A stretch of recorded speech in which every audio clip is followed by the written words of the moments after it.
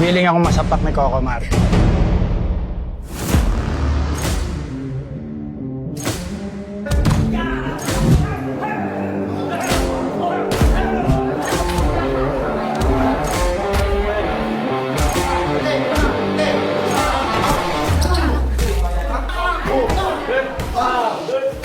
Andito kami ngayon, nag-iinsayo para sa mangyayaring riot na fight-scene natin ng malaking eksena. Siyempre, ako sa karakter ko ngayon, gusto ko ka-eksena lagi sa fight scene. Siyempre, kung sino pa, yung pinaka-idol natin sa lahat, Direk Coco Martin. Kasi madali ka matuto pag si Direk Coco ka-fight scene mo, alam mo agad mga number pag si Kuya ang ka-eksena mo. Mabilis, sobrang galing. Suntukan, gusto ko yun kasi yun ang posisyon ko talaga eh. Kasi fighter ako, boxer ako.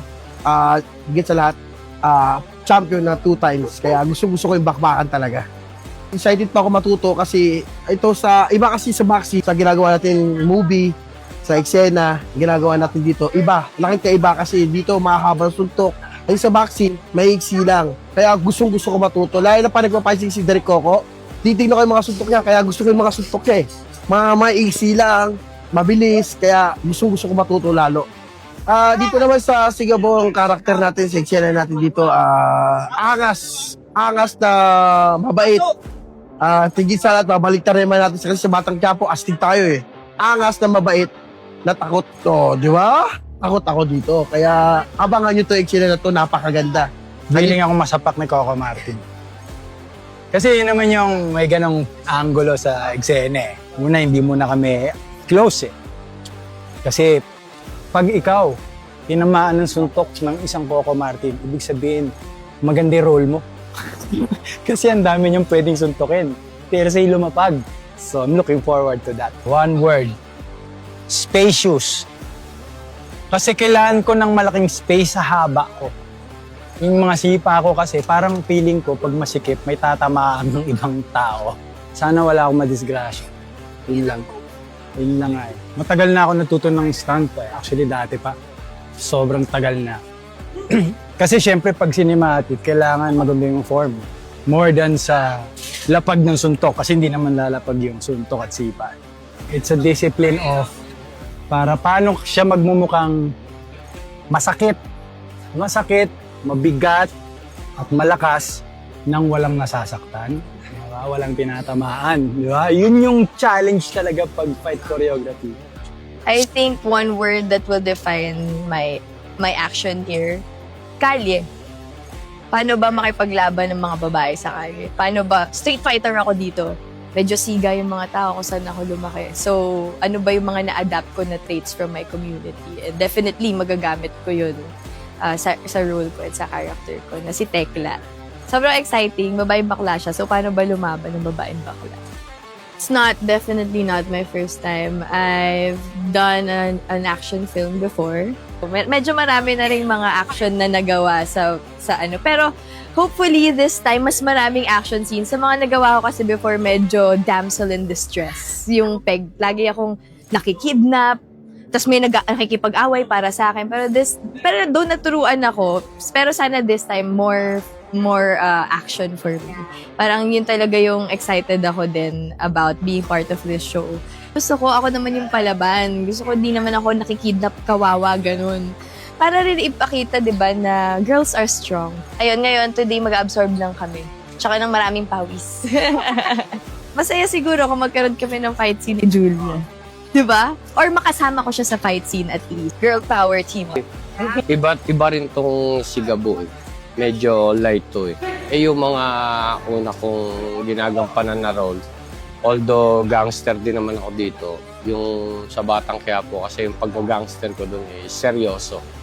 Dito, medyo light. Kaya tingin ko mas pabagay siya sa karakter ko. Yung pinakauna ko sa Panday. Pangalawa, sa Probinsyano. Pangatlo, sa Batang Quiapo. Kuya Jong Hilario. O kaya, si Baron. Oo.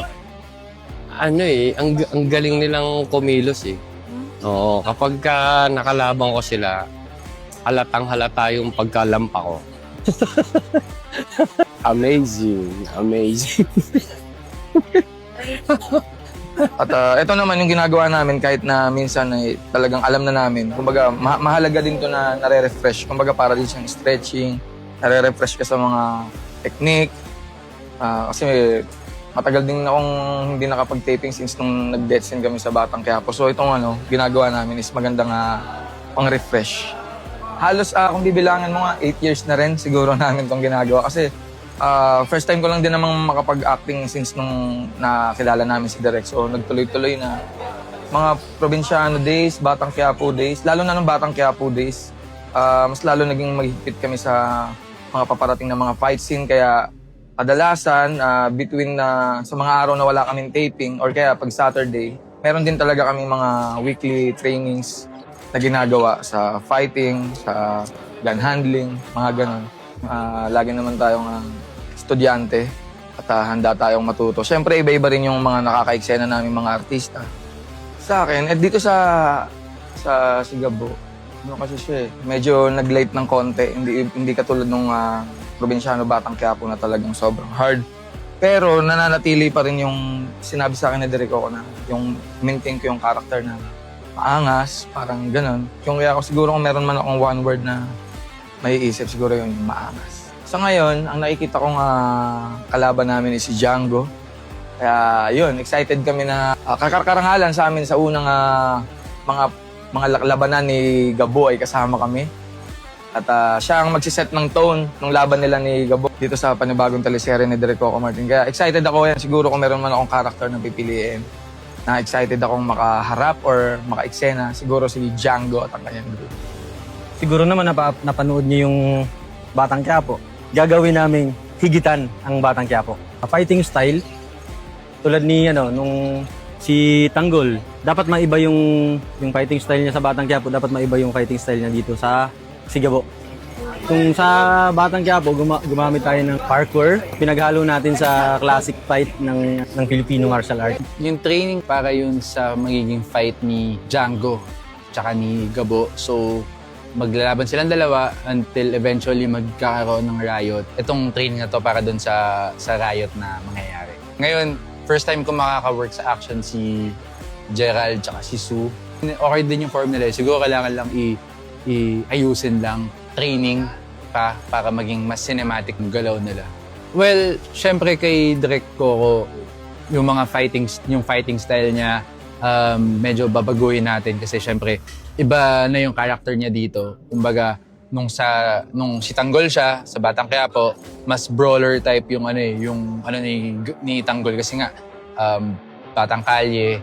Ito, try natin to incorporate new styles. Ibang flavor din yung maibigay natin sa kapamilya natin.